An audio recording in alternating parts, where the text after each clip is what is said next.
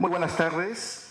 Al público presente le damos la bienvenida al Congreso de la República y a la primera conferencia del programa Martes Democrático de este año 2026.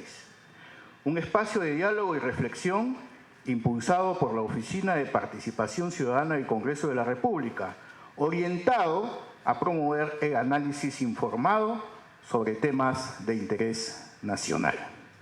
El día de hoy estamos con la conferencia Desactivación del equipo Lavallato, reflexiones y retos para el sistema de justicia, cuyo objetivo es examinar desde una perspectiva técnica e institucional los alcances y desafíos que se presentan tras esta decisión, así como sus implicancias para el fortalecimiento del sistema de justicia en nuestro país.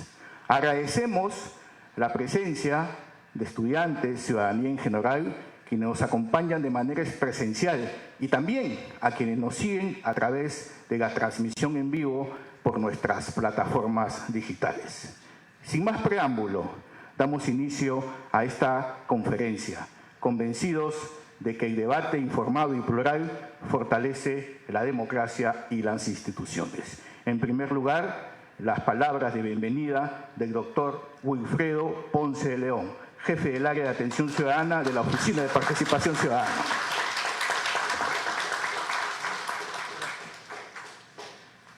Muchas gracias y buenas tardes a todos los presentes. Agradecemos la valiosa participación en esta ocasión de nuestros penalistas, Cristian Salas, Lucas Gersi, no necesitan presentación, ampliamente conocidos. La conferencia de hoy trata sobre una gran noticia para el Perú. Es la desactivación del llamado Equipo Especial Lavallato. Esta acción debe entenderse como una decisión de sentido común, de desinfectación, para restablecer el equilibrio democrático y el respaldo y el respeto al Estado de Derecho. Esta gente utilizó un trabajo noble como pretexto para vulnerar derechos fundamentales y para instrumentalizar el sistema de justicia con fines políticos. Durante años, este equipo siguió de manera inmoral y estoy seguro de manera ilegal las directivas de una ONG ideologizada, donde la investigación penal se convirtió en un mecanismo de persecución política, estigmatización y presión mediática, me consta. La presunción de inocencia fue sustituida por juicios anticipados, el debido proceso por filtraciones selectivas y la búsqueda de la verdad por una ansia desmedida de figuración. Lejos de fortalecer la democracia peruana, su mera existencia contribuyó a debilitarla. Este grupo de fiscales y su comparsa pretendieron situarse por encima de la ley. La democracia, claro, exige investigaciones firmes, pero también imparciales, técnicas y libres de sesgo político. Esta gente le debe una disculpa a sus víctimas, aunque solo esperamos que busquen empleo decente en algún otro sitio. Desactivar el equipo especial Lavallato significó limpieza, significó fortalecer el Estado de Derecho y el imperio de la ley, para que el Ministerio Público no sea más sede de inescrupulosos como Vela y Pérez en específico. No tengo ninguna duda que estos personajes pasarán a la historia universal de la infamia. Nada más. Muchas gracias.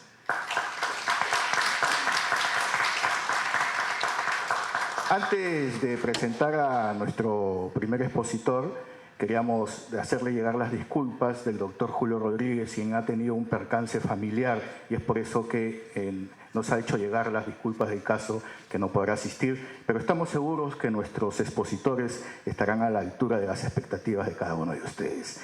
Así que, en primer lugar, presentamos a nuestro primer expositor. Él es abogado, especialista en Derecho Penal y Procesal. Se desempeñó como Procurador Anticorrupción del Estado. Presentamos al doctor Cristian Salas Beteta. Lo recibimos con fuertes aplausos. Muy buenas tardes al panel de honor, al Congreso de la República. Mi agradecimiento por la cordial invitación.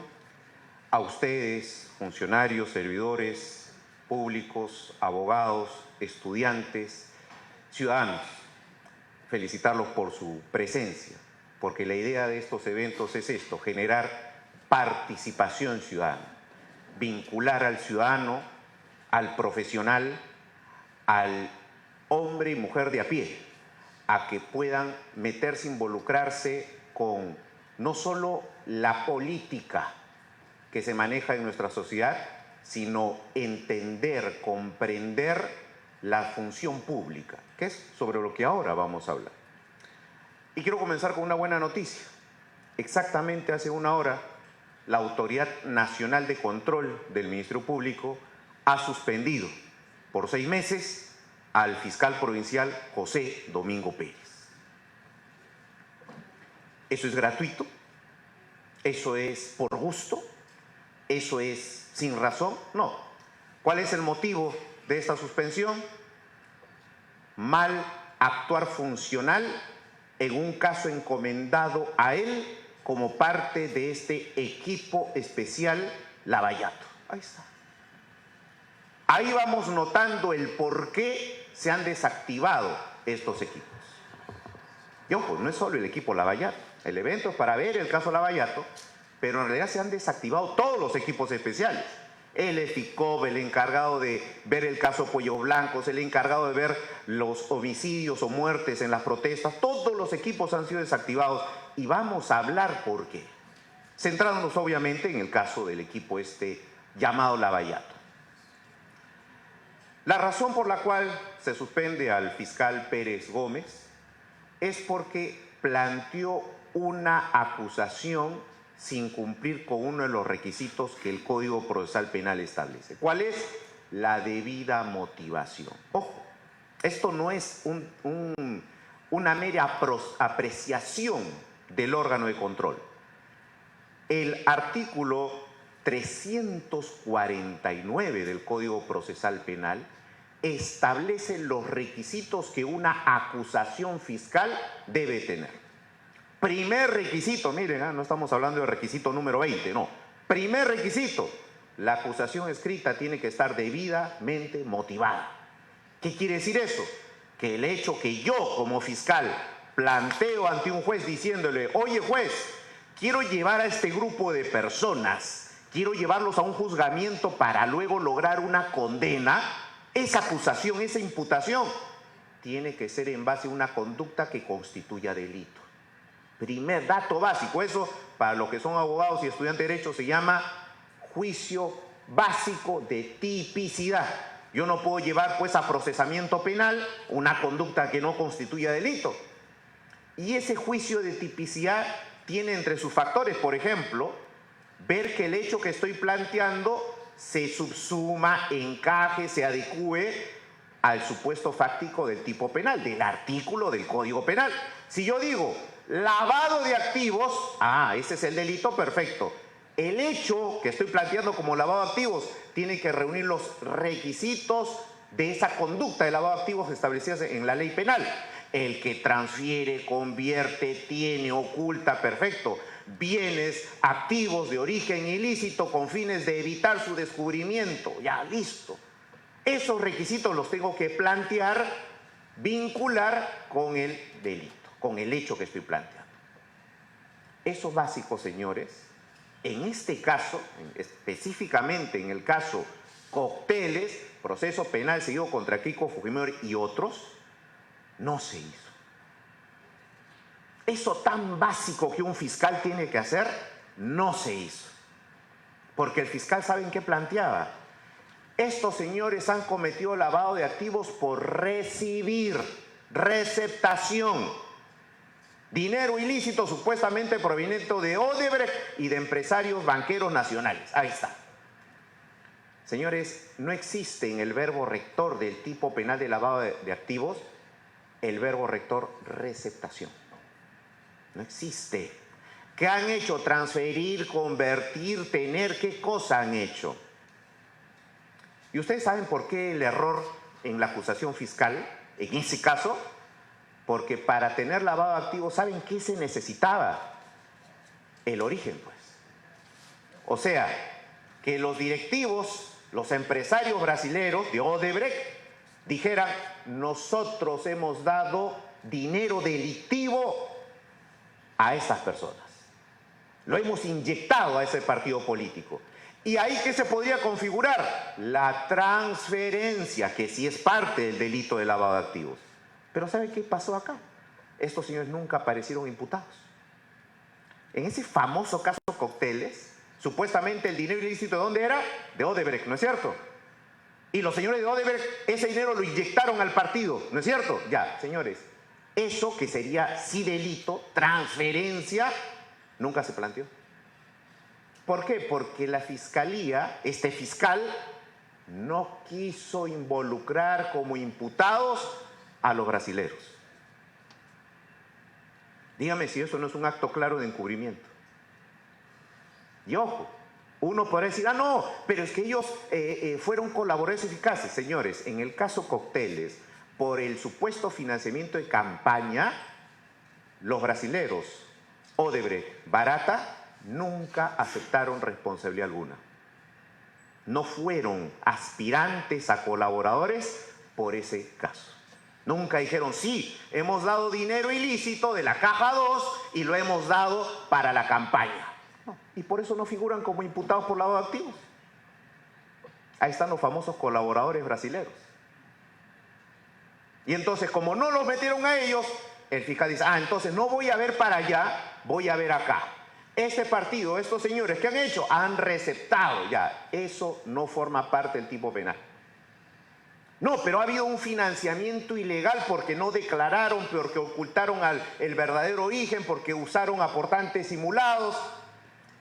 Ya, y ese financiamiento de empresarios, ya no los brasileros, sino los nacionales, que sí aceptaron, ¿eh? Los empresarios nacionales sí dijeron, sí, hemos tomado dinero de nuestras empresas y lo hemos aportado a la campaña. Entonces el fiscal dice, ah, lavado, pues, lavado. ¿Pero por qué lavado? ¿Cuál es el origen ilícito de ese dinero de los empresarios nacionales? El hecho de no decir, no declarar. Y es ahí donde el fiscal se equivoca jurídicamente nuevamente. ¿Por qué? Porque esa conducta de que un empresario aporte dinero a la campaña política de un partido, 2011, 2015 no era delito. Es recién posteriormente que el Congreso tipifica esa conducta y la llama delito de financiamiento de partidos políticos.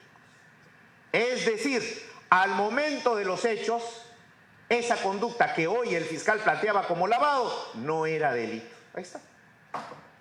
Algo tan simple como un estudiante de Derecho lo podría haber determinado, el fiscal no lo hizo así. Y es por ello, por esa mala imputación, por esa mala acusación, que la defensa hace su oportunidad, objetamos, hicimos observaciones y conseguimos que esa acusación se devolviera 19 veces del juzgado a la fiscalía. Un juez obviamente en contra de la defensa, que buscó en todo momento, ¿qué cosa? Subsanar la acusación. Está mal tu acusación, corrígela. Trataba de corregirla, volvía a plantearla, nuevamente evidenciamos el error, está mal tu acusación, toma. Número 2, corrígela.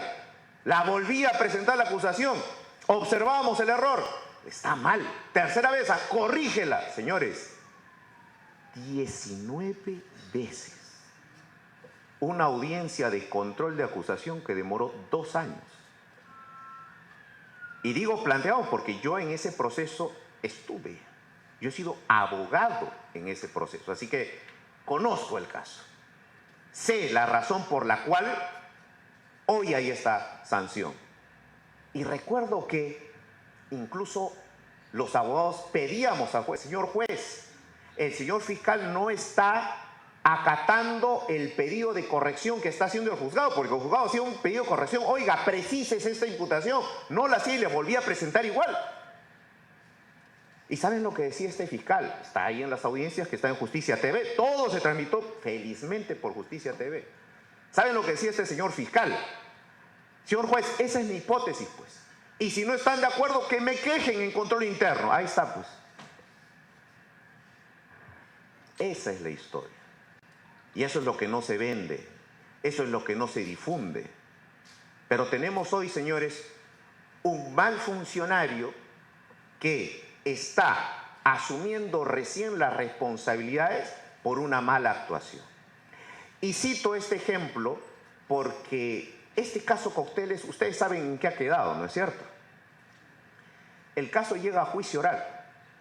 participé en la primera sesión del juicio oral, los alegatos de apertura. Este fiscal llega al juicio oral con un chaleco antibalas. ¿Se acuerdan de eso o no? O sea, cuando va a llegar un momento en que este caso sea materia de estudio en la Facultad de Derecho. Y lo bueno es que todo está documentado, no solo en papel, en expedientes, sino en video. Todo está en las noticias, todo está en Justicia TV. Y me acuerdo que el señor llega con un chaleco antibalas, como si se enfrentara a un grupo de organización criminal que va a atentar contra su vida en plena audiencia. Parte del show. Y entonces en esa audiencia una de las cosas que le dijimos a los 3 jueces que empezaron el juicio oral fue: esto va a ser declarado nulo porque la imputación, la acusación es contraria a ley, está mal hecha. No existe lavado de activos porque faltan elementos configurativos, y tercero, nunca se probará lavado de activos. Le dijimos eso a los jueces. Y mientras el proceso del juicio oral avanzaba, las acciones que se plantearon en vía constitucional, acciones de amparo, de hace 3 años por si acaso, no eran acciones que se habían planteado ahí al mes, no, hace 3 años se plantearon, porque una acción constitucional de amparo tiene que ser un trámite enorme. Presento ante un juez constitucional, me la rechaza, apelo, me voy a una sala constitucional, me la rechaza y recién puedo irme en agravio constitucional al Tribunal Constitucional. Eso demora 2, 3 años. O sea, eso no fue una actuación a último momento, no, eso ya era resultado de todo un trámite, de un procedimiento y un esfuerzo legal de años. Y es ahí donde el Tribunal Constitucional dice: oiga, este caso está mal planteado. Primero, este fiscal está diciendo que los abogados, entre ellos el doctor Arsenio Oreguardia, Juliana Loza, ¿sí?, los abogados conforman una organización criminal porque ellos han obstruido esta investigación. El caso Cóctel lo han obstruido. Y entonces el Tribunal Constitucional se pregunta: ¿y si ellos han obstruido su caso, es decir, han afectado la labor de este fiscal está con plena objetividad para investigar a esos mismos abogados, o él se siente afectado por la labor de esos abogados? Rompió el principio de objetividad. ¿Qué debió hacer el fiscal en su momento? Si el fiscal veía que esos abogados entorpecían la labor, copias certificadas a una fiscalía para que los investigue. Él mismo no podía. Principio de objetividad. Siempre se ha hecho eso. Esta es la primera vez, apreciado público, la primera vez que un fiscal, que en plena investigación ve que hay un acto de obstrucción y él mismo investiga. Siempre que eso se aprecia, se remiten copias a otra fiscalía. Ahí está. Y entonces él te dice: no, pues nulo todo lo del señor Oreguardia, el abogado, nulo todo. Y como el fiscal había hecho la imputación en bloque, o sea, a los 40 les había imputado organización criminal, a los 40 les había imputado obstrucción, a los 40 les había imputado lavado de activos, por los mismos hechos, la misma prueba. Entonces la suerte de uno, ¿qué pasaba? La seguían todos. Nula todo el extremo del delito de obstrucción. Fuera, anulado. El juicio se quedó contra delitos. Y es ahí donde se verifica, en otro incidente, que los hechos de la acusación eran distintos a los hechos investigados. Miren esto. Si me investigan por el hecho 1 y 2, no pueden acusarme por el hecho 1, 2, 3, 4 y 5. No, pues. Porque por el hecho 3, 4 y 5 no fui investigado. ¿Y qué cosa no pude hacer? No me pude defender. No me puede investigar por el hecho 1 y acusarme y llevarme a juicio por el hecho 2, 3, 4. No, pues, porque yo todo el proceso de investigación respondí, absolví, contradije por el hecho 1. Señores, y eso se verifica acá. Caso Klimper. ¿Qué dice el Tribunal Constitucional? Nulo todo. Y ahí es donde se cae todo el caso. Pregunta: ¿culpa de quién? ¿Culpa de los abogados? ¿Culpa de los procesados? ¿Culpa de quién? De aquel que tenía que construir la acusación y la construyó mal. ¿Y cuál es la función del fiscal? Si va a acusar, cumplir con los requisitos que el código establece. No lo hizo bien. Con falta de objetividad, con mala calificación jurídica, y conllevó todo esto ¿a qué? A que el TC anulara todo el caso Cócteles. Todo el caso Cócteles.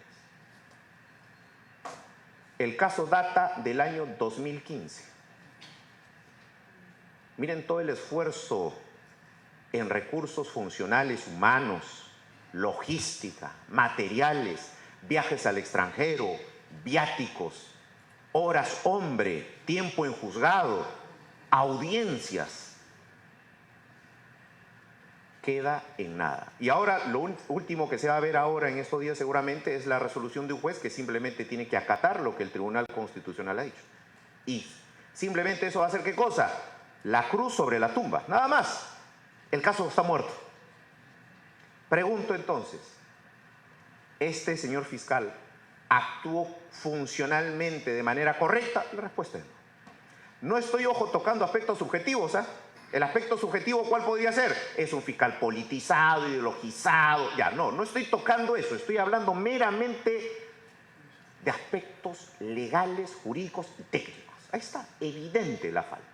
Y por eso hoy enfrenta diversos procesos disciplinarios, entre ellos este, por el cual ha sido suspendido preventivamente 6 meses. Ahí está. Esa es la razón. Señores, este caso nos sirve apenas como un botón de muestra para encontrar la razón o las justificaciones de la desactivación de estos equipos especiales y en específico del equipo Lavallato, que en realidad son fiscalías de lavado de activos, de corrupción, que solo ven casos vinculados a Odebrecht. Estos son los equipos Lavallato, el equipo Lavallato, ¿sí? Solo casos de corrupción, lavado de activos vinculados a Odebrecht, nada más. Y entonces, el fiscal de la Nación interino, Tomás Gálvez, toma esta decisión, primero en atención a algo que debe quedarnos claro. Uso de sus facultades. El fiscal de la Nación tiene la prerrogativa, tiene la facultad para desactivar equipos. La respuesta es sí. ¿Por qué? Porque todos estos equipos especiales fueron creados ¿por quiénes? Por los fiscales de la Nación de turno. Aquel que puede hacerlo, puede deshacer. Esa es la premisa legal. Entonces, según ley, el fiscal de la Nación está premunido de esta facultad para crear o desactivar equipos especiales. Primero, ¿sí? No cuestionamos eso. 2, ¿cuál es la finalidad de un equipo especial? Se nos ha dado a conocer, porque esto ya es un tema de un aspecto político institucional, que los equipos especiales significan dedicar personal, fiscales especializados, a uno o varios casos vinculados a hechos específicos. ¿Para qué? Para dotarlos de mayor eficiencia y eficacia. O sea, no vamos a dejar estos casos importantes que generan conmoción social, no lo vamos a dejar a las fiscalías comunes que tienen mucha carga, que pueden demorar en la función. Entonces vamos a dedicar los equipos especiales. Esa es la justificación de los equipos especiales. El doctor Gersi en un momento va a tumbar esa argumentación. Acuérdense lo que le estoy diciendo, ¿eh? Miren, yo no lo voy a decir, él lo va a decir. Los equipos especiales se nos vendieron así. Ojo, no hay una razón de ser jurídica, sino que se nos han vendido por un aspecto político. ¿Y saben por qué yo digo por un aspecto político? Porque siempre que hay un hecho de conmoción social, todas las entidades estatales, todas, incluido el Congreso, todos saltan para dar un mensaje a la sociedad. Les pongo un ejemplo. Muchos acá son muy jóvenes y no se acordarán. Por allá por el 2014, algunos de pronto recién nacía, por el 2014 explotó en el Perú un fenómeno que era el de los gobiernos regionales corruptos. El caso Ancash, la Centralita con César Álvarez, el caso Tumbes, el caso Chiclayo, el caso Cusco, y así En todo el Perú empezó a explotar eso. ¿Por qué? Porque en Ancash matan a un señor que venía denunciando hace varios años estos actos de corrupción. Y las investigaciones iniciales hacían ver que la Fiscalía no había hecho su trabajo, que habían fiscales corrompidos con el poder que archivaban los casos, que la Contraloría no había hecho su trabajo, no había emitido informes de control, que los jueces habían cerrado los casos, no habían desarrollado sus funciones, que incluso ese grupo de funcionarios públicos regionales, provinciales, tenían contactos en el Congreso con ciertos políticos que los blindaban desde el Congreso en las comisiones de investigación. Esos fueron los casos de los gobiernos regionales. Todos saltaron. Salió el Contralor, salió el presidente del Congreso, hasta salió el presidente de la República en aquel entonces, Ollantumala, porque en el caso Ancash se le vinculaba con un ex asesor que había tenido, llamado Belaunde. Todos saltaron, fiscales, todos, no, que sí estamos haciendo bien nuestro trabajo. Y empezaron cada uno a hacer funcionar, ya estaba muerto el denunciante, todo, pero bueno, recién empezaban a actuar. Y ahí, a partir de ahí es que se metieron presos a los gobernadores regionales, a los presidentes regionales. Y así hemos tenido casos, el caso Lavallato, el caso Rodolfo Orellana, el caso este llamado Cuello Blancos, donde se nos da todo un show mediático y frente al show mediático las autoridades estatales saltan. Y para dar el mensaje a la sociedad de que estamos actuando, una de esas políticas paliativas, así como puede ser la creación de normas que aumentan penas, ¿sí? Una de esas políticas paliativas, ¿sabes cuál fue? Crear equipos especiales. Tranquilos, tranquilos, estamos actuando, ¿sí? Desde la Fiscalía hemos designado a nuestros mejores fiscales para una justicia rápida, dedicación exclusiva. Caso de 2015. ¿Cómo que justicia rápida? Estamos en el 2025. 26 ya, un año más. Entonces se cae esa justificación, que es una justificación meramente política, institucional, para crear equipos especiales, los cuales jurídicamente no tienen razón de ser, como más adelante el doctor Gersi nos va a explicar ejemplarmente. Otra justificación que hay que tener en cuenta y que es la razón de la desactivación es la falta de resultados. Falta de resultados. El caso Cócteles es una muestra de eso. La falta de resultados no solo en relación a ausencia de sentencias condenatorias firmes, sino también al transcurso del tiempo. Ojo, si una de las razones de generar equipos especiales es investigar rápido, actuar rápido y sancionar rápido, para eso son equipos especiales, ¿cuántos casos con sentencia condenatoria firme tienen estos equipos especiales? Condena firme, ¿ah? ¿Cuántos?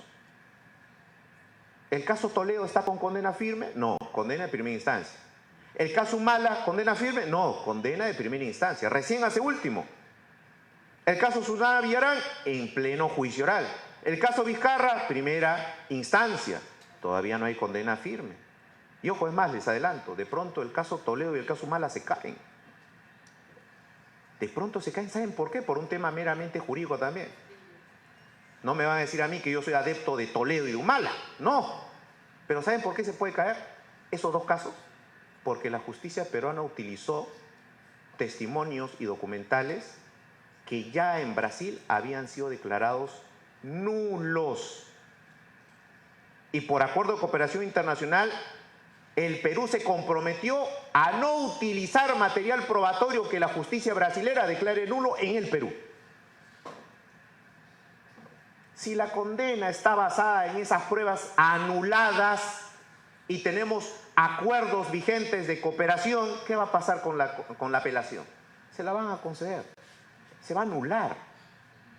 Mala motivación. Entonces, cuando hablamos de eficacia de estos equipos, no encontramos esos resultados. Y seguramente en su oportunidad la Fiscalía de la Nación comunicará en conferencia de prensa, a través de los medios, las cifras exactas, pero haciendo una revisión lógica no tenemos pues sentencias condenatorias firmes por estos equipos. Creados 2016 en adelante, no los tenemos. Y la razón de ser era en parte esa. En fin, nuestro principal problema, señores, como sociedad, no es la corrupción. Ojo, miren lo que estoy diciendo. No es la corrupción, es la impunidad. Porque corrupción hay a nivel mundial, incluso en los países con mejor desarrollo. Hay corrupción. El problema radica en que un Estado, a través de sus agentes, no tenga la capacidad para sancionar al corrupto. Y estos equipos especiales han dado muestra de eso. No han tenido la capacidad, pese a los recursos, logística, apoyo gubernamental que han tenido, para lograr sanciones en el tiempo prudente que requería la sociedad. Y, por ejemplo, casos como el de cócteles, la sociedad, ¿cómo lo percibe? Quedó en nada, se anuló todo, ya no se puede volver a investigar. ¿Cuál es el mensaje de la sociedad? Impunidad. ¿Y esa impunidad por culpa de quién? ¿De los procesados, los abogados? ¿De quién? Del agente estatal que debía de buscar la verdad, que no hizo bien su trabajo. Ese agente fiscal generó impunidad por su ansia de protagonismo, por la búsqueda de cámaras, al encontrar cierto nivel de satisfacción en ser electo personaje del año, al politizar su función fiscal, que debe ser ajena al ánimo, al fin, al matiz, al color político, y que debe simplemente buscar y obedecer a la verdad. No lo cumplió, no lo hizo. Y es el claro ejemplo de por qué estos equipos especiales están bien desactivados. Muchísimas gracias por su atención.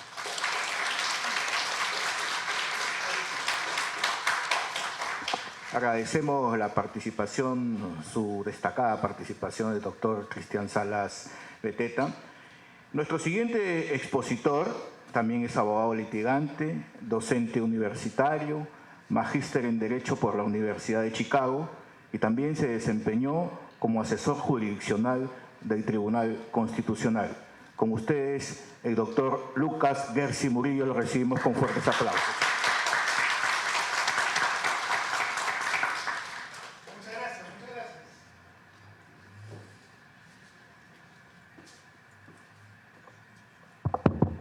A ver, antes que nada, yo quiero agradecer enormemente al Congreso de la República por haberme invitado, a los colegas distinguidos, al doctor Salas, que ha hecho una exposición realmente muy clara, muy contundente, muy emotiva, y realmente estoy muy feliz de estar acá. Gracias por la invitación. Yo tengo que comenzar con un disclaimer. Yo no soy, en realidad, un abogado penalista. Yo no he participado como litigante en estos casos. Entonces mi visión no va a ser una visión de actor procesal, ¿no? Como la del doctor Salas. Yo voy a tener una visión de repente un poco distinta, de repente una visión externa. No voy a hablar tanto del caso en concreto, sino yo de repente quiero hablar de cuál es la razón que está detrás de los problemas que hemos visto en el caso concreto. Es decir, yo lo que me quiero preguntar es cuál es la génesis del problema. ¿Qué cosa dio lugar a que se produzca tantas arbitrariedades, tanto descalabro, tanta polarización política y social relacionada con estos casos? Y yo voy a defender una tesis. Y la tesis que voy a defender es que más allá de la idoneidad o no idoneidad de las personas, los equipos especiales per se son un problema. Inclusive me atrevería a señalar que los equipos especiales como concepto son inconstitucionales. Y yo voy a defender la tesis que en el Perú nunca más la Fiscalía debe convocar un equipo especial. Está mal desde su origen, desde su génesis, no debe existir esta figura en el Perú. Y yo quiero plantear la siguiente pregunta. Es una pregunta que yo siempre le hago a mis alumnos. ¿Cuáles son las diferencias entre el Civil Law y el Common Law? ¿Cuál es la diferencia entre nuestra tradición jurídica romano-germánica y la tradición jurídica del derecho anglosajón? ¿Cuál es? Y siempre la gente dice, ¿no? Lo primero que la gente recuerda es, claro, en el derecho anglosajón se basa mucho más en los precedentes y el derecho del Civil Law se basa mucho más en los códigos, ¿no? En Estados Unidos no hay código civil, en el Perú sí hay código civil. O sea, esa puede ser una diferencia, ¿no? Uno se basa en la ley y el otro se basa en la jurisprudencia. ¿Qué otra diferencia hay entre el Civil Law y el Common Law? ¿Esa es la única? Otra diferencia relevante puede ser la forma como se escogen los jueces. En el Common Law, tradicionalmente los jueces son electos por una instancia política, por el Congreso. En el Civil Law no, ¿no? Tenemos Junta de Justicia, etc. Pero hay una diferencia bien interesante que la gente se olvida. Una diferencia que la gente a lo mejor no conoce mucho, que es la existencia o no de la especialización en los organismos del sistema de justicia. En el Perú tenemos sistemas de organismos especializados, ¿no es cierto? Ustedes van al Poder Judicial y ven un letrero. ¿Qué dice el letrero? Dice juzgado laboral, ¿no? En el otro piso ven un letrero. ¿Qué cosa dice? Juzgado penal, ¿no?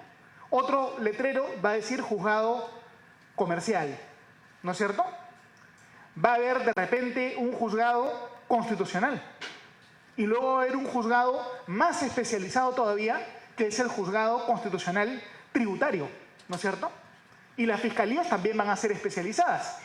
Habrá una fiscalía civil, una fiscalía civil, una fiscalía penal y una fiscalía penal de crimen organizado y una fiscalía penal de lavado de activos.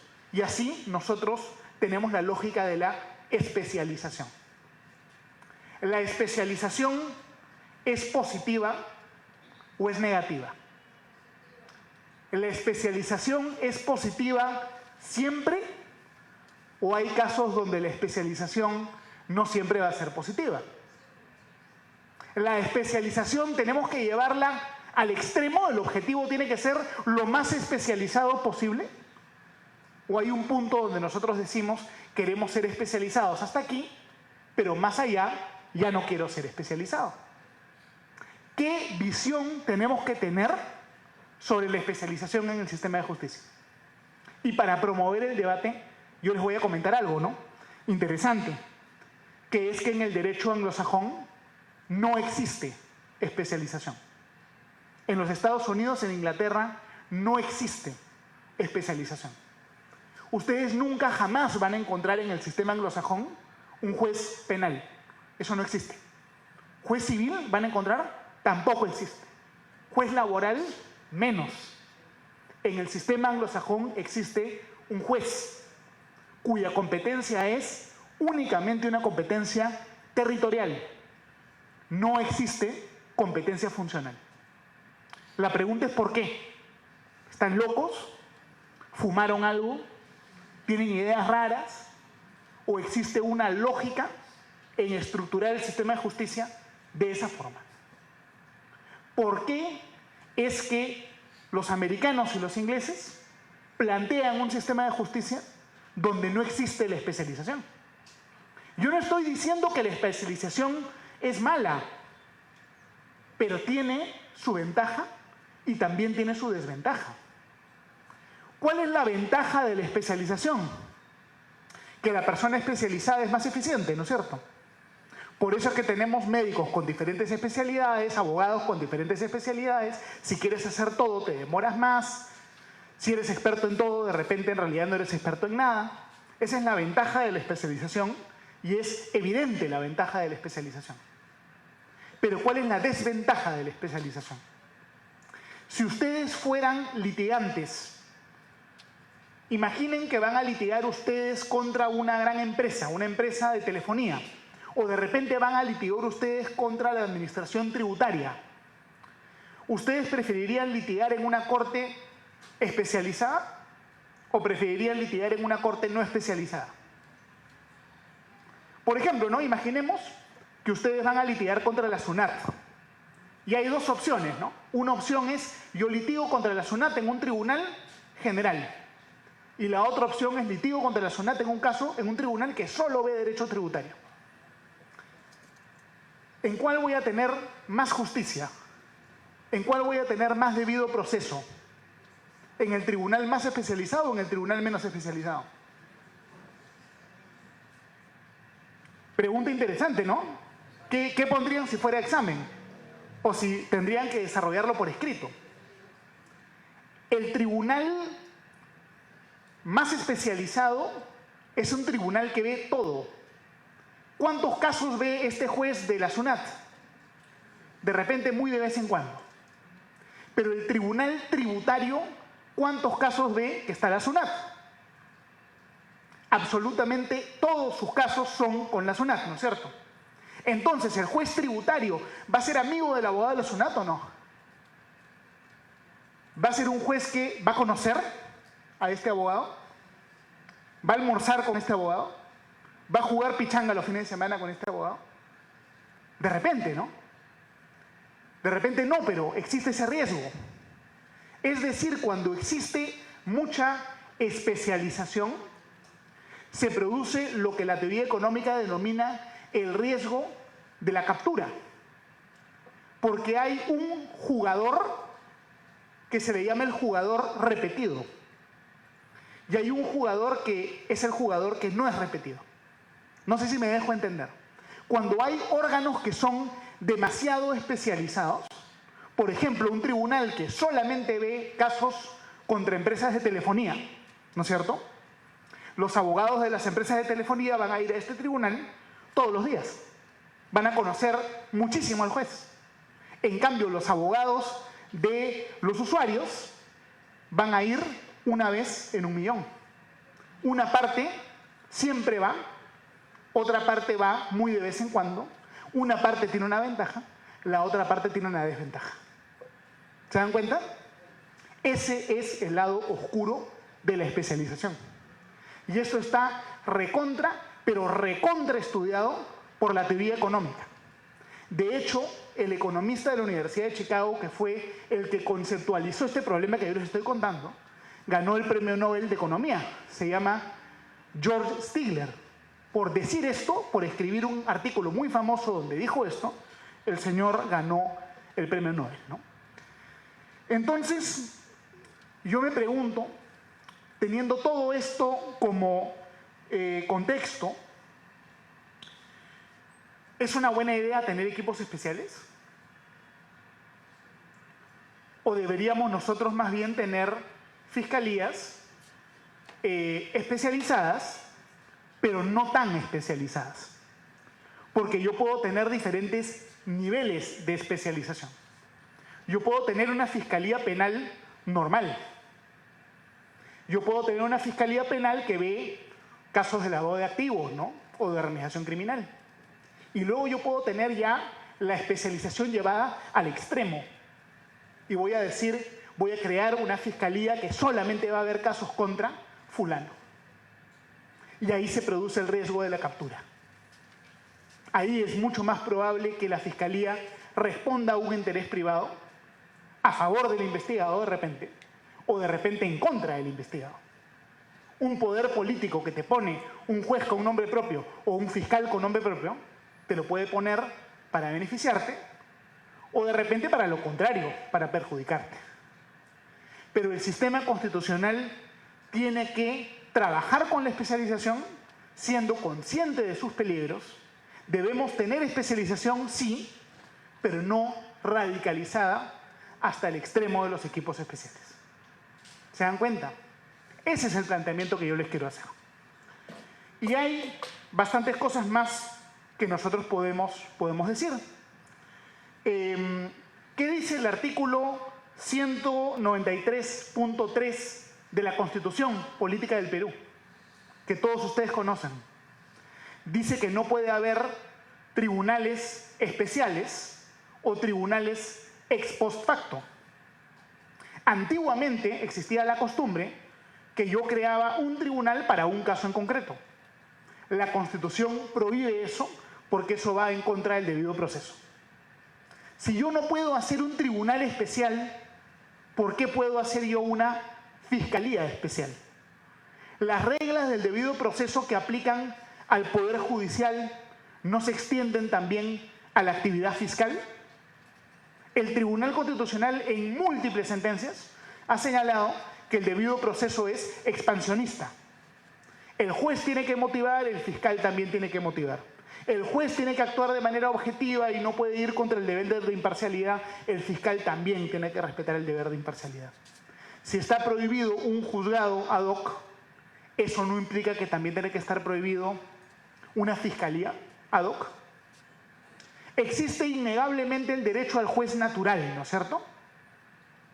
Uno no puede desviarte de la competencia del juez que te corresponde. Ese derecho del juez natural tiene su correlato, tiene su espejo, que es el derecho al fiscal natural. Y eso no me lo invento yo, está en la jurisprudencia del Tribunal Constitucional. Concretamente en las sentencias que más le gusta a las ONGs, ¿no? Aquellas que tienen que ver con los tribunales sin rostro, jueces sin rostro, fiscales sin rostro. Ahí el Tribunal Constitucional dijo, no se puede someter a un caso a un fiscal que no es el natural para resolver ese caso. Y un ejemplo puede ser la sentencia 2287-2013, amparo del Tribunal Constitucional. Es decir, con todo este contexto económico que les he dado y contexto teórico que les he dado, con una interpretación adecuada de la Constitución y de las sentencias del Tribunal Constitucional, probablemente nosotros podemos concluir que no debería haber fiscalías ex post facto. Es decir, no debería haber equipos especiales. Se presta a que el fiscal que resuelve un caso no es el fiscal que corresponde, sino un fiscal escogido discrecionalmente por el poder político. Y el Estado de Derecho se basa en limitar el poder discrecional.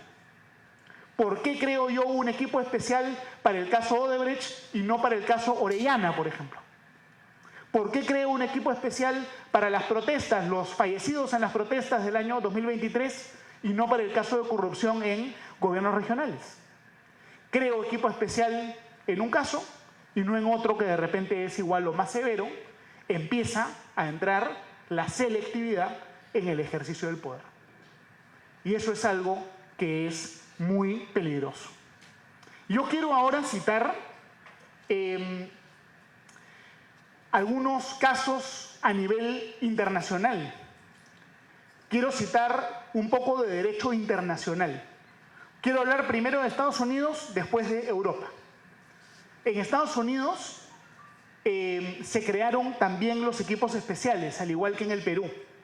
Y hubo un caso muy famoso que se dio en el año 1988 en la Corte Suprema de Estados Unidos. El caso se llama Morrison versus Olson.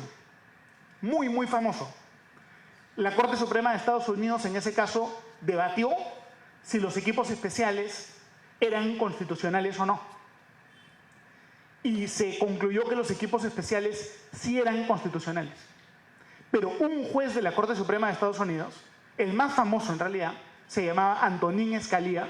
Antonín Scalia emitió un voto singular que se hizo muy, muy famoso, donde él opinó que los equipos especiales eran inconstitucionales, ¿no? Y él, entre las cosas que dijo, pueden buscar el caso si quieren, entre las cosas que dijo fue el Ministerio Público, a diferencia del Poder Judicial, opera en una lógica de jerarquía. Entonces, si tú creas un equipo especial con un gran presupuesto, eso va a romper el principio de jerarquía dentro de la actividad fiscal. Lo que hemos visto en el Perú de un fiscal subordinado que le contesta al fiscal de la Nación y entra en insubordinación con el fiscal de la Nación, eso ya lo predijo Antonín Scalia en el año 1988. Es una sentencia muy famosa, ¿no? Esta sentencia, este voto es muy famoso porque ahí Antonín Scalia dijo, tiene una frase famosa, él dice: esta ley de los equipos especiales no es un lobo disfrazado de oveja, sino que es un lobo que viene como un lobo. Es obvio, dijo él, que esto va a generar investigaciones politizadas. porque son investigaciones que tienen un fiscal con nombre propio. Si tú generas un fiscal con nombre propio, es más difícil que ese fiscal llegue a la conclusión que no hay mérito para acusar o para investigar, porque ese fiscal con nombre propio, con presupuesto, con su despacho, va a poder justificar todo eso y finalmente archivar la investigación. Entonces ya viene cargado. Y todo eso lo dice Antonín Scalia en su voto. Ese es el caso de Estados Unidos, ¿no? Y en Estados Unidos se utilizan los equipos especiales para investigar a los presidentes. Es el sistema que tienen ellos. Se nombra un fiscal ad hoc para investigar a los presidentes. Entonces hubo un caso, por ejemplo, del fiscal ad hoc Kenneth Starr, que fue el que investigó al presidente Clinton, y había otro fiscal ad hoc que investigó al presidente Donald Trump en su primer gobierno, que era Robert Mueller, ¿no? Eso para que tengan ese contexto. Ahora podemos hablar brevemente de Europa. Existe una institución que se llama la Comisión de Venecia. El Perú, de hecho, forma parte de la Comisión de Venecia. ¿Qué cosa es la Comisión de Venecia? Es una institución que forma parte del Consejo de Europa, de la Unión Europea, y que congrega a magistrados de tribunales constitucionales de todo el mundo. Y esta Comisión de Venecia produce documentos muy, muy grandes, opiniones sobre cómo debe funcionar el Ministerio Público. Y la Comisión de Venecia ha dicho en estas opiniones que no deben haber equipos especiales. Es decir, esto está recontra investigado en el derecho internacional. Está recontra investigado. Por ejemplo, ¿no? Hay opiniones que tienen que ver con Ucrania y con Albania, donde la Comisión de Venecia dice: puede haber fiscalías especializadas, pero no puede haber una fiscalía ad hoc con nombre propio para un investigado o para un número muy reducido de casos, porque eso ya afecta el principio de imparcialidad. Y eso está reiterado en innumerables opiniones de la Comisión de Venecia que yo les puedo pasar. Entonces nosotros en el Perú estamos operando con una metodología que es antigua, que es del siglo XX, que ya está caduca, que no está conforme con el debido proceso. Tenemos que aplicar las opiniones de la Comisión de Venecia. Inclusive, y esto me parece una ironía muy, muy interesante, hay un libro del Open Society Foundations, ¿no?, de George Soros, donde ahí en este libro del Open Society Foundations sobre cómo se tiene que estructurar el Ministerio Público se dice que no deben haber equipos especiales. Les voy a pasar la cita también, para que lo puedan tener a mano. Otro tema interesante que lo mencionó la Comisión de Venecia en estas opiniones es un caso de Bulgaria, llamado el caso Kolevi. Este es bien interesante, ¿no? En Bulgaria, al igual que en el Perú, se acusó al fiscal de la nación de haber cometido delitos. Entonces la pregunta era, ¿cómo se investiga al fiscal de la nación? En Bulgaria querían hacer un equipo especial para investigar al fiscal de la nación. Y lo que dijo la Comisión de Venecia fue: no hagas un equipo especial. Lo mejor que tú deberías hacer es agarrar a todos los fiscales de la nación o fiscales supremos jubilados y entre ellos haz un sorteo y por sorteo selecciona a un fiscal y ese fiscal elegido por sorteo va a ser el que va a llevar a cabo la investigación. ¿Por qué? Porque no se quiere que haya selectividad. La idea es, para que la investigación sea objetiva, no se escoge al fiscal a dedo. El fiscal que toca es el que toca. Eso es objetividad.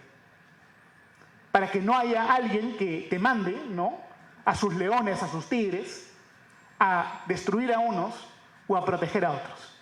La justicia tiene que ser ciega, ¿no? Siempre se le ve con su banda que le cubre los ojos. Es eso, que no esté dirigida. Y eso es lo que dice la Comisión de Venecia en esta opinión sobre el caso Kolevi. Yo les puedo pasar todas las opiniones, están en inglés, pero están ampliamente documentado todo esto, ¿no? Yo he querido hablar un poquito de derecho internacional, darles teoría, no repetir, ¿no?, las cosas que ya ha mencionado el doctor Salas, pero la verdad que nosotros hemos visto un espectáculo terrible, ¿no? Y acá de repente ya hay un comentario más personal y más político, si se quiere.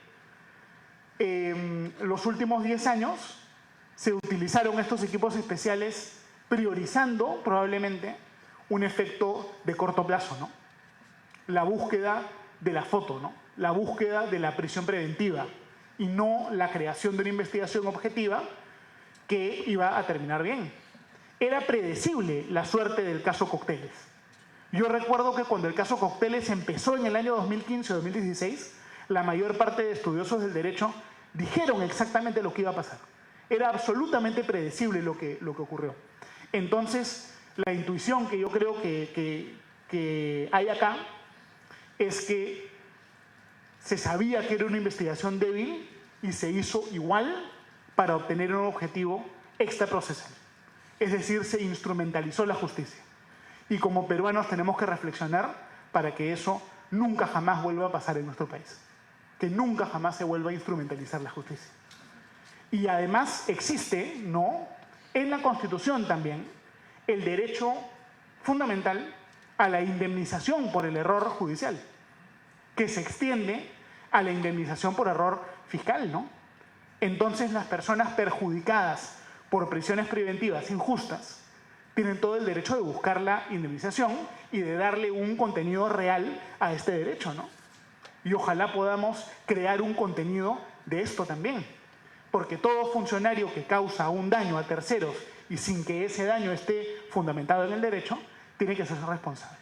Entonces, este ha sido un episodio duro, difícil para el país, es parte de un proceso de aprendizaje y es parte de la construcción del Estado de Derecho en el Perú. El Estado de Derecho en el Perú todavía está a medio construir y depende de todos nosotros que tengamos un país democrático y que cuidemos las instituciones que tenemos, ¿no? Y estamos juntos en ese trabajo. Espero que lo que haya dicho haya sido interesante, que hayan aprendido algo, quizás reflexionado. No sé si los he convencido o no, quizás soy muy radical, pero les agradezco enormemente por su atención. Muchas gracias.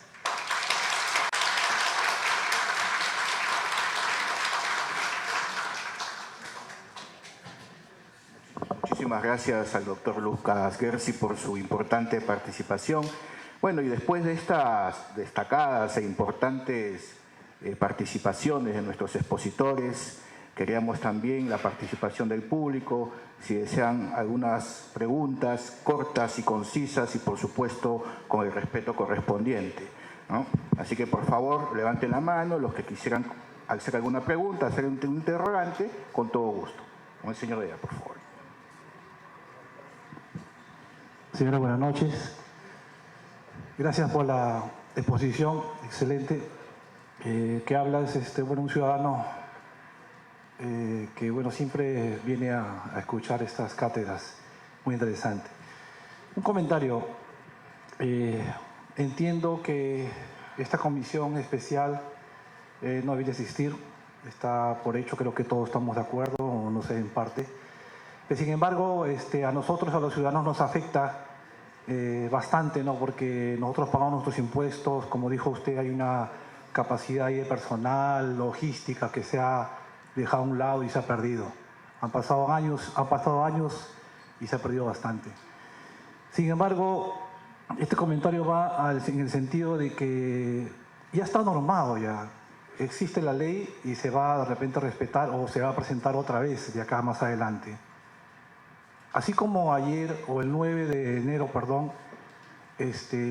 se ha promulgado una ley sobre los catedráticos que sin necesidad de tener maestría y doctorado ya se ha autorizado para que puedan ejercer su función. Creo que a toda la población también nos afecta eso. Creo que más a los jóvenes. Mi comentario va a eso. ¿Qué podemos hacer si ya está normado, si ya está especificado? Esa es mi consulta. Muchísimas gracias. Siguiente pregunta, por favor. Hola, buenas noches. Mi nombre es César Antonio García y mi pregunta es la siguiente. ¿Qué impacto podría tener la disolución del equipo especial Abajato en la confianza ciudadana hacia las instituciones públicas? Muchas gracias. ¿Alguna otra pregunta? Ahí, por favor.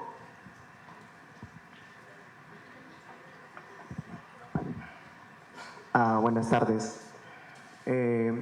También se habló de que se va a desactivar los equipos fiscales encargados de la investigación de las protestas sociales que hubo anteriormente. Y no solo eso, sino que también va a proceder el archivo de estos casos. ¿Esto no podría fomentar si se puede decir, la impunidad de estos hechos que han sucedido? Muchísimas gracias. ¿Hay alguna pregunta más? Acá la señorita, por favor. Buenas tardes. Sí, con tanta desactivación de estos especialistas que ha sucedido, ¿quién ahora nos va a proteger de tanta impunidad, de tanta centralización que han dicho los maestros, de tanto encubrimiento que existe aquí en el Congreso, en tanto lugar, tanta corrupción que entre ellos se lanzan a dedo, tú vas a ser designado, ¿no? Como aquí nos han explicado, ¿quién nos va a proteger a nosotros como ciudadanos, como estudiantes a nivel nacional en la parte civil? ¿Quién ahora va a ser? Ok, muchas gracias. ¿Alguien más? Muy bien, pasamos a las respuestas, por favor. Muchas gracias. Voy a darme tiempo, seré muy rápido, ¿sí? Pero trataré de cubrir las 4 interrogantes perfectamente sustentadas. Primero, ¿qué podemos hacer frente a una situación si ya está normada? Estamos en una democracia y los legisladores de hoy, los que dan las normas, los que las crean, los que las modifican, han sido electos por el voto popular. A mí ese congresista no me gusta, yo no voté por él, sí, pues, pero hay otro grupo que sí votó por él. Y en democracia se respetan esas votaciones.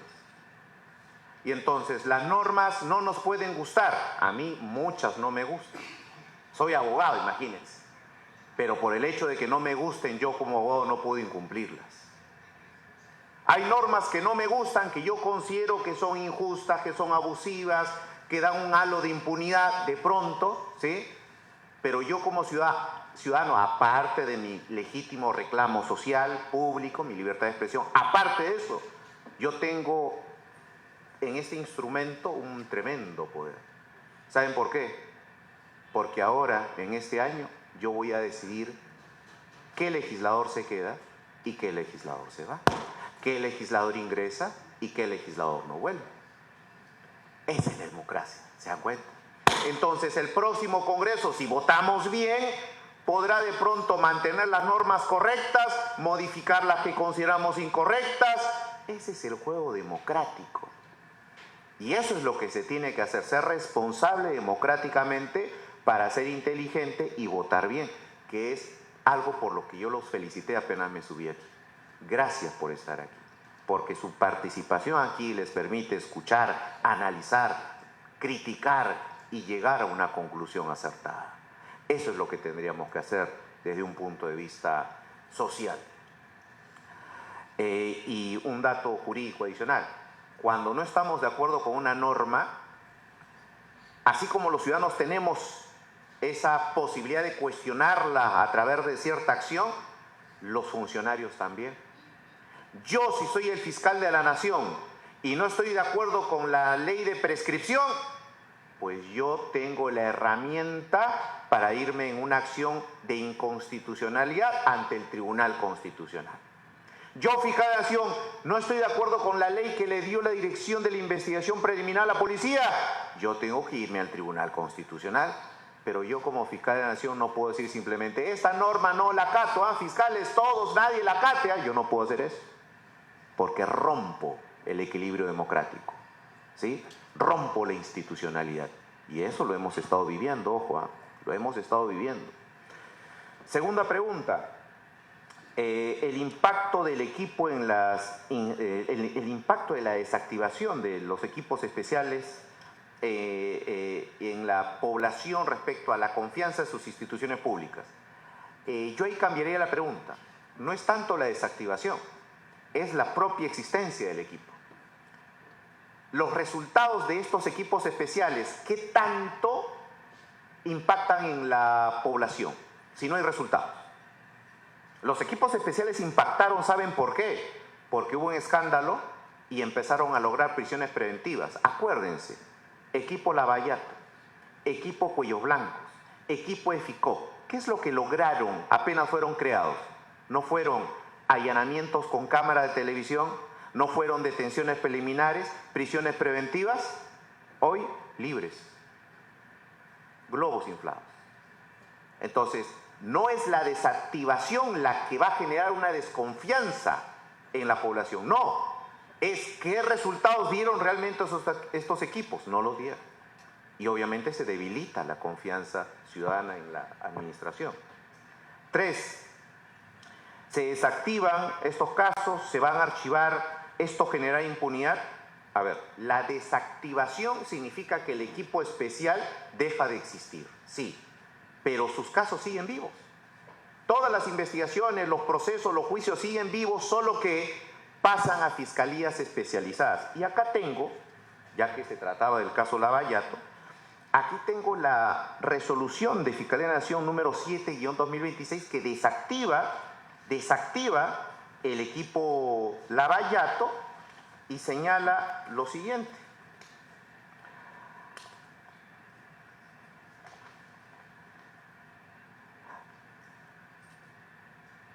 Todas las investigaciones a cargo del equipo especial serán conocidas por los mismos fiscales en las fiscalías especializadas.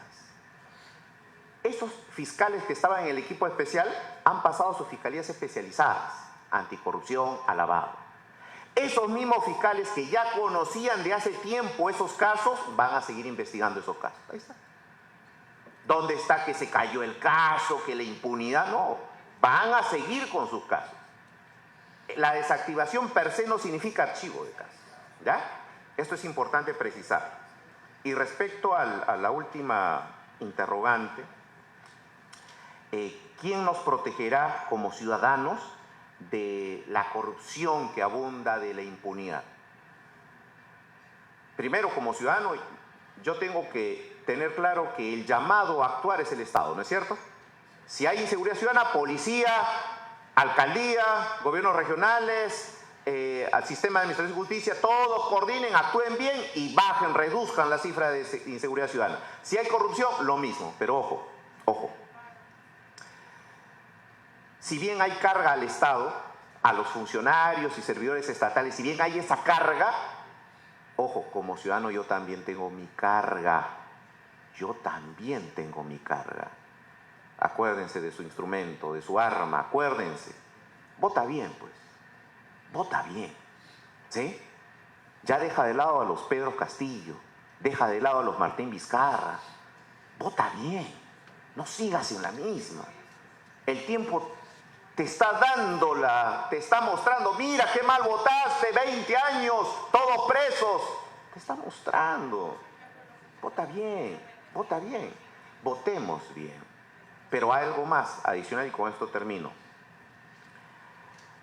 Todos estos problemas que tenemos, corrupción, crimen organizado, inseguridad ciudadana, sicariato, señores, no son solo delitos, son fenómenos criminales. Y para parar los fenómenos criminales no basta un funcionario, no basta un fiscal X, un juez X, no, porque ese tipo de fenómenos criminales nacen de factores estructurales que tienen que ver con economía, con cultura, con idiosincrasia. Son cambios estructurales estatales que hasta ahora ningún gobierno los ha dado.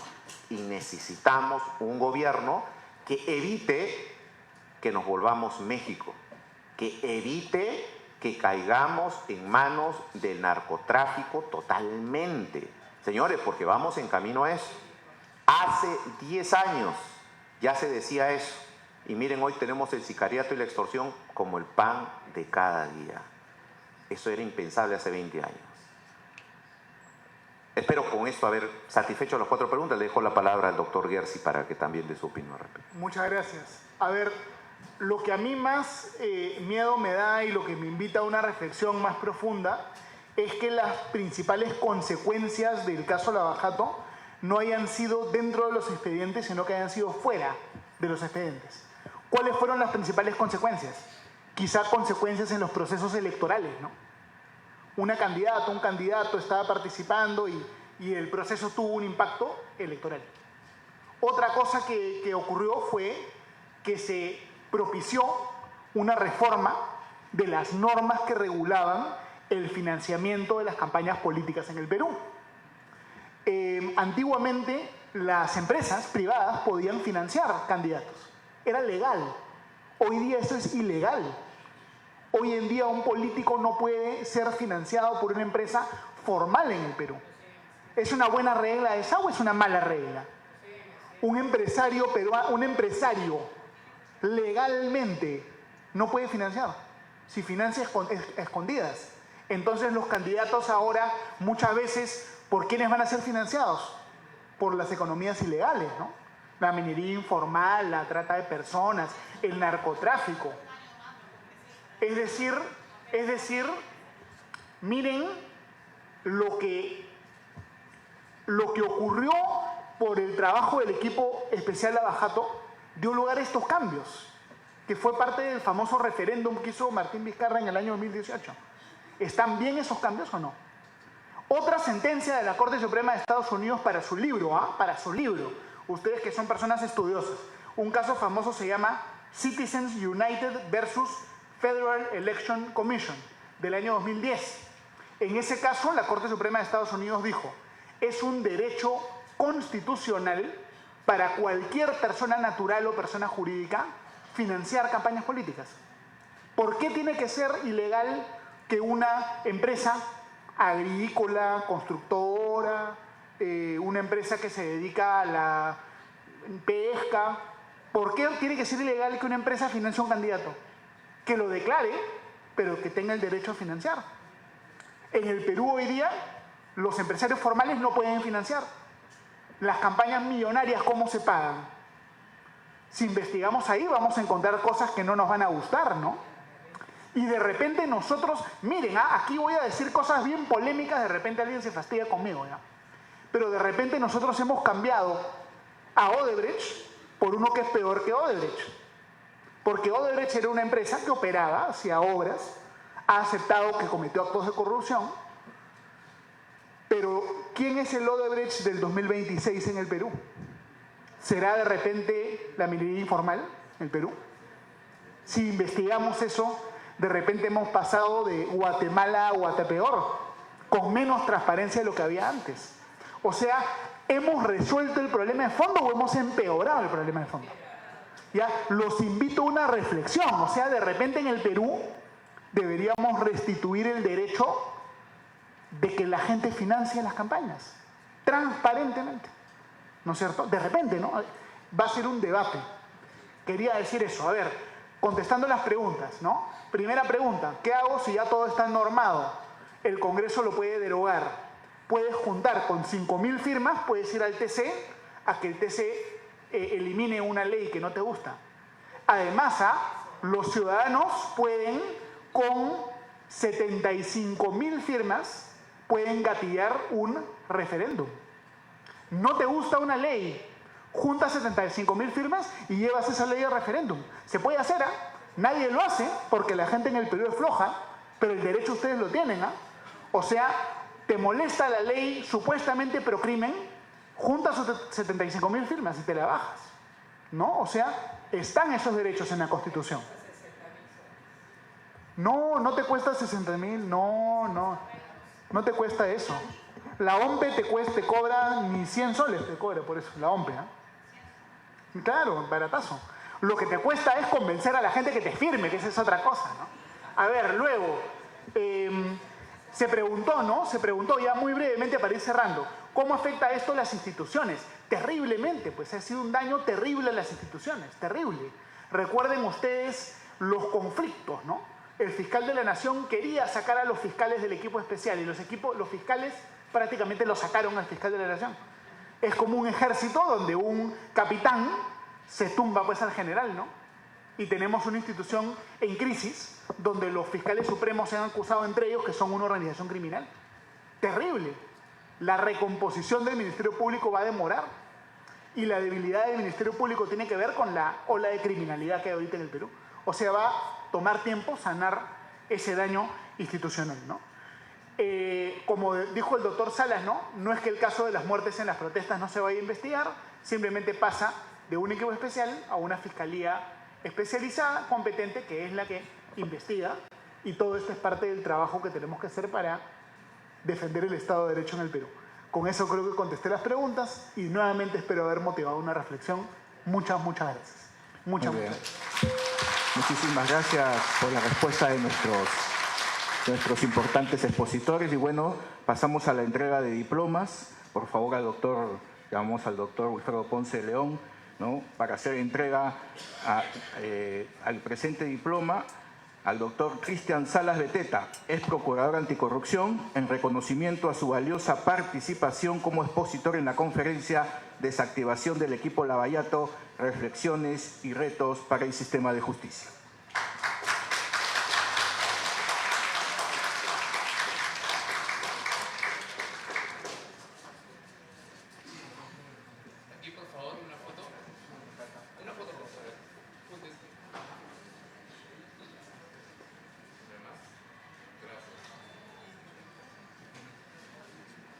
El siguiente diploma es para el doctor Lucas Daniel Gersi Murillo, abogado constitucional y docente universitario.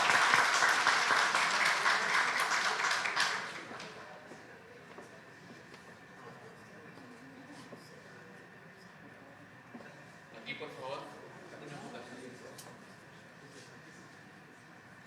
Gracias.